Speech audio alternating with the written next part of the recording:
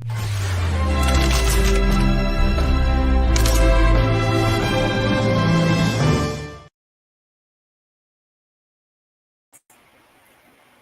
everybody. How are you guys doing? I hope you can hear my voice. Let me make sure the mic is working and that you can hear my voice. If not, we're gonna try to do something else. Let's see. Hello, hello, hello. Okay, now you can hear me. Yes, it's been quite some time, and I just had to come around and have this interaction with us because it's been quite a long time. I say again that I've had the opportunity of talking to us, and a lot of you have started asking questions. They're like, "Hey, Chidi, what's happening? How come we're not seeing you? What is going on?" In fact, Rudolph, Dr. Damages had to come and where's the right place to say in this thing? I'm not sure anymore. Rudolph Okonkwo had to come and he had to reach out to me to say what's going on, Chidi. And I told him nothing was going on. And he's like, yeah, but the silence is too loud. Nobody's hearing from you. Nobody knows what's going on. Has Tinubu awarded you with a position? Have you been made something in Tinubu's government? And I'm like, hell no. That's not gonna happen. They say, what about the Enugu state? How have they did they give you a position or something like that? And I said, no, that's not what's going on. It's just that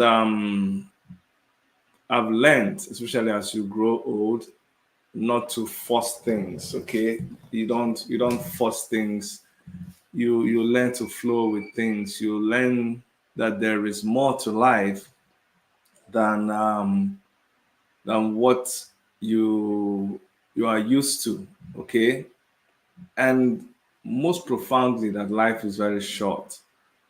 Life is very, very short, and so you have to make sure that you balance life. Okay, you balance life, you do different things, as much as you are able to, as long in this life, as long as God gives you the opportunity and the privilege to experience life on this side of eternity. And so that's why I've been out of circulation, attending to some other things, doing it quietly, um, doing things the way I learned to do it with maturity. Nobody is getting younger, we're all getting older. And learning also profoundly that, especially with the Nigerian situation, that sometimes, when you are the one pushing, when you are the one pioneering, when you are the one always upfront, saying this is what needs to be done, this is what is wrong, people begin to misinterpret it and they think there is something else. There's something else that you have in mind. There's something of greater benefit to you than them. A lot of my social media channels were brought down by you know who. I know why they were brought down. My Twitter handle was brought down. My the Worship Media channel was brought down. Our Facebook page, we were blocked from every time we post something, people don't get to see it. My WhatsApp kept crashing because, of course, WhatsApp is connected to Facebook. So if Facebook is onto you, they're going to make sure everything connected to them, gets brought down. So these things, I know why we suffered them. I know it's because of our activism, but still, that does not mean that life just gets shut down. Okay, social media is not all there is to life. Okay, you still keep doing the humanitarian work that you're doing. You still keep working with your community. You're still a community leader. You do stuff in your community. You help where help is needed. You still keep intervening in what is going on in Nigeria, but you find a better route to do it because people begin to misunderstand you. All this while, when I wasn't on my social media platforms, it's not from those social media platforms that you earn a living. That's not where you pay your bills from. So in a way, it helps those people who come to your channel and they say, "Oh, you're doing this because you want to earn money out of it." I hope it helps them understand that that's not the reason why you do what you do. And then when you look at the Nigerian situation, it looks like sometimes people don't get it. So when it actually gets to a point where the people themselves get it by themselves, then they would know what to do and they will do what they're supposed to do. That's the point I've gotten to. That's the point I've gotten to. We've done this over and over and over again. We have warned, we have shouted, we have demonstrated, we have done everything there is to do to show people what they need to do, and yet people didn't buy into those things. So, what do you expect us to do? We've come to a point. Sorry, I need to control this thing behind the TV so it's not showing what it should be showing. Okay, so we are doing what we should do, and people sometimes they get it, sometimes they don't get it, but we have to keep doing what we're doing. Okay, today I didn't come to just talk about myself. I came here to tell you guys about the NSAS memorial. Okay, that is really what made me to come here. I'm gonna put this off a little bit. It's the NSAS memorial that brought me here. We were at Dundas Square in Toronto here, during that NSAS period. We all went out and then we protested.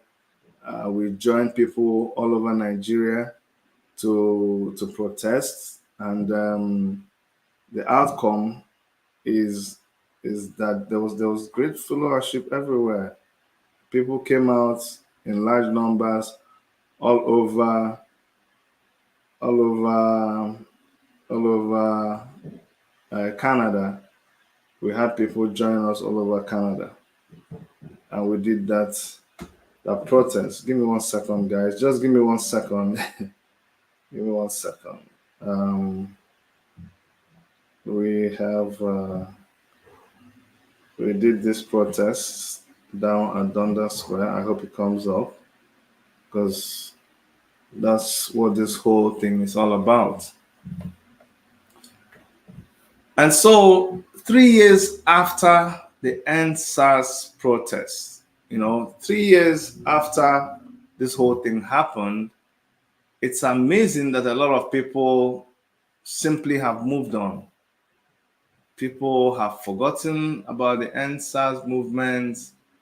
And today I saw Moyole Shore down at the Lekki Tollgate, and a lot of people were saying in the comments, "Oh boy, go home.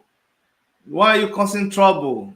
Just go and keep quiet. There's nothing there to do. You are the one causing trouble." And I was like, is that what this has come to? We've all moved on. A lot of us joined the obedient movement. Maybe actually because we are waiting for the obedient movement. They are waiting for the result from the Supreme Court, which, if if you are somebody that lives in Nigeria, you almost know what will be the outcome. But I don't want to preempt the courts. Let the courts do what they're supposed to do. But it's kind of funny that people have moved on. The people who laid their lives at that toll gate, we kind of have moved on, we've forgotten about them. It doesn't matter what they did. Let me tell you something. As long as you don't pause, as long as you don't settle those things, either in the physical or in the spiritual or by whatever means, as long as you don't reflect on it, as long as you don't make it part of whatever your daily life is, as long as we just forget and continue, it's not going to be very, very well with us. I can tell you, it won't. It's not something we just move on. We just dump it and continue moving. No, that's not what happens. You don't just dump it. Just dump it and say, you know what? Let us continue doing whatever we're doing. That is in our past. It doesn't happen that way. It doesn't happen that way at all. So I commend Omoyole Sowore for coming out. One of my friends went to my comment page on Facebook when I posted something. Omoyole Sowore was in court, and it's like, Sowore, you've eaten money. You're no longer protesting. You're no longer doing anything. I didn't respond to him. He said, "Oh, now that Tinubu is the president, you're no longer talking about things. You're no longer." I was just looking at him and I was wondering where he's coming from. That was very, very surprising. And now today, when it comes out for NSAS, remembrance, the same people went there and they said, "Why are you coming out? Why are you coming?" It's more like, the guy, that funny cartoon of the man and the child and the horse. Sometimes they do it with a bicycle. And the man gets on the bicycle and the bystander tells him, "Are you stupid? Why would you be on the bicycle or on the donkey when your child is walking?" He does something else and he puts his child on the donkey and they blame him. "Why did you put your child on the donkey? Don't you know that it is the elders that should be on the donkey?" Okay, he now is walking by the donkey with his child and they say, "Are you stupid? Why do you have a donkey and you're not using the donkey?" Okay, so he decides to carry the donkey on his head and they say that's the most foolish thing that we've seen. A donkey or a bicycle is supposed to be a mode of transportation, but now you're putting it on your head. What am I trying to say? It is difficult to satisfy people. You're going to see a lot of people go to my comment section right now and say, "Oh, Chidi, where have you been? You ran away. Oh, IPOB, Simon Ekpa, this, AAC, obedient, take it back movement. You left all of that. What happened?" And then you come and start talking. People like, oh, now you're talking because of this, because of that. So you really got to do what you got to do. Not because of what people think or what people say, but because it is right. So on the commemoration of the NSAS massacre, we just pause today to remember all those people who lost their lives in that NSAS protest, those people that lost their life at the toll gate. Toll gate is like a point of contact. That's the reference point that we use. But people lost their lives all over the country. In Enugu State, where I'm from, people lost their lives. Many people were killed. The same period, IPOB members were killed. The same period, just young people were killed for protesting. In Enugu State, in Abia State, in fact, more people were killed outside the Lekki Tollgate than the people that were killed at the Lekki Tollgate. But you see, the Lekki Tollgate became a rallying point for all the people that were massacred during that NSAS, because that was the situation where the government actually gave a direct order and people were killed. And since that time, they have lied and they've lied. And what it has shown this generation, there's a new crop of young people who have been trained to believe that If you just lie, you will succeed. Just lie, just lie, manipulate things, and you will succeed. And that is what continued into the elections. So from the NSAS period to the election period, you saw people like Tinubu buying votes, Atiku, all of them just buying votes.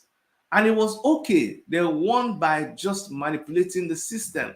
And it was okay. And the young people kept wondering, something should happen to make us not lose hope completely. That small hope that we are holding on to. But the older politicians didn't stop. They continued until eventually they were able to prove that by snatching the ballot box, that by shutting down the electoral system, the electronic system of voting, that by killing, by intimidation, by marginalization, by whatever crooked means. Even Tinubu himself said that if you want to win, you have to snatch it and run with it.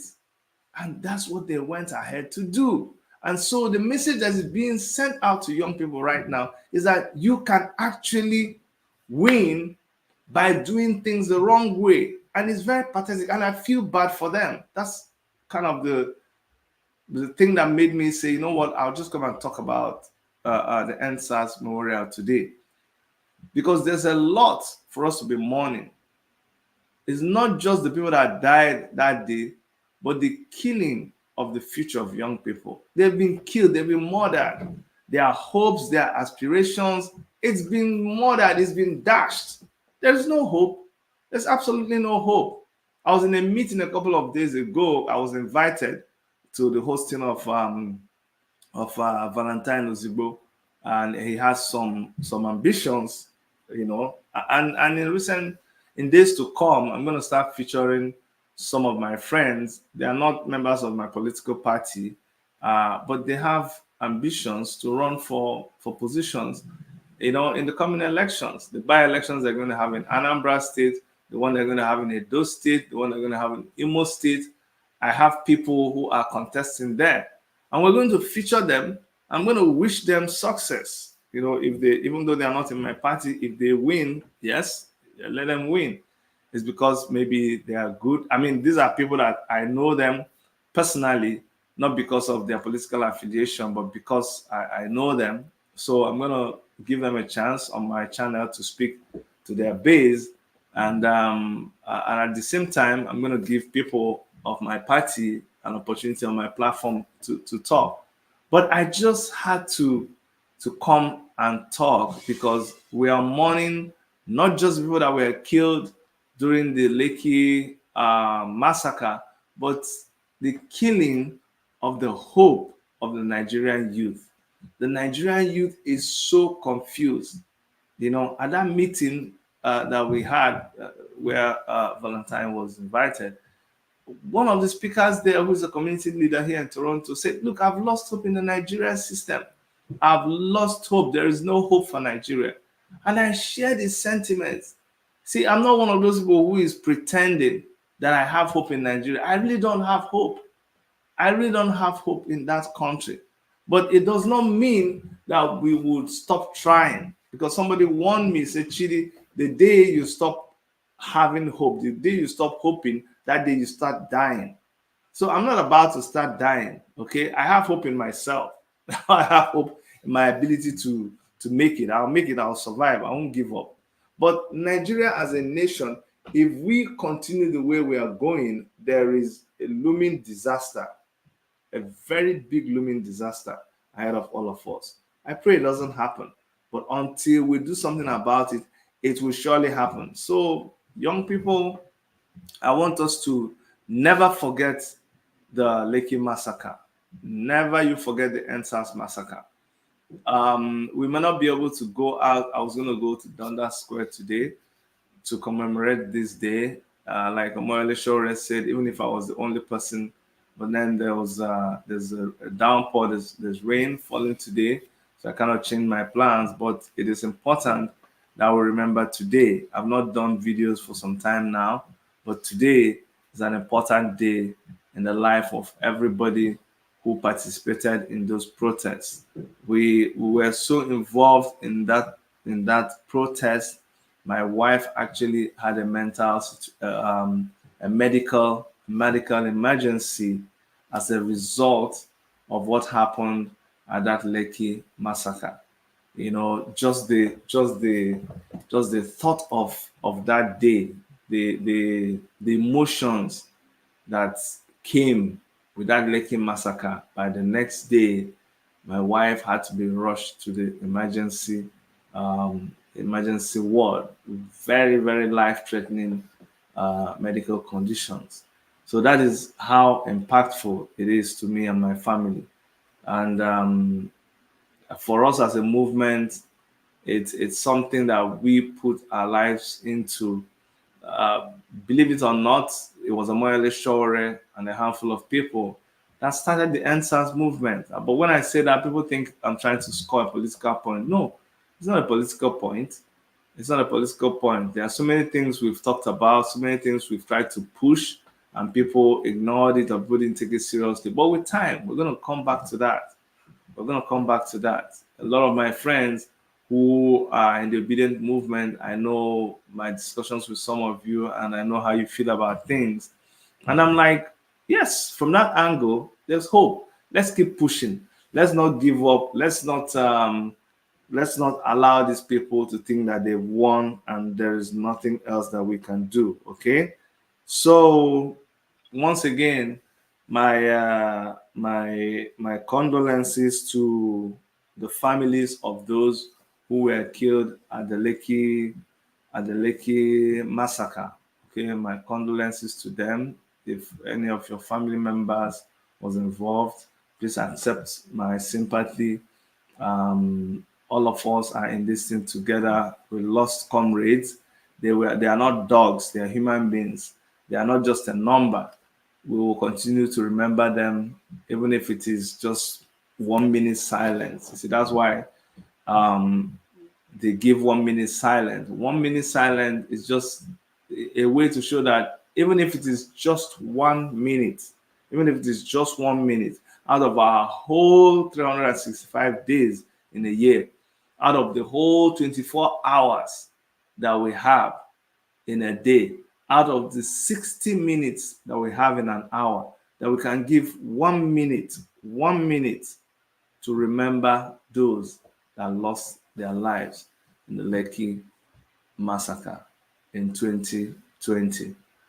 So thank you so much if you joined us in this broadcast. It's impromptu, but it is something I am committed to doing today to remember those that lost their lives at the NSAS massacre.